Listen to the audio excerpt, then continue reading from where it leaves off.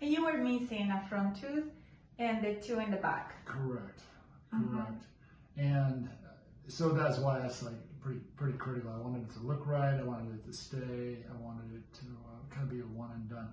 And mine was complicated because I needed a graft, a bone graft, and so that was a little complexity that threw us for a curve. So, but all it really meant was it just took a little more time. So the overall result is awesome.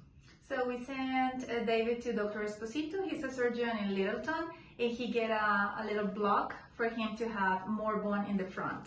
So usually we do extraction and immediate implant because when we do that, we prevent that concavity that happens when people get the extraction. They don't place an implant, so it gets reabsorbed, so it gets some concavity there, and then there is no bone for an implant. So you had that issue, but then Dr. Esposito placed the bone graft, and it took really good.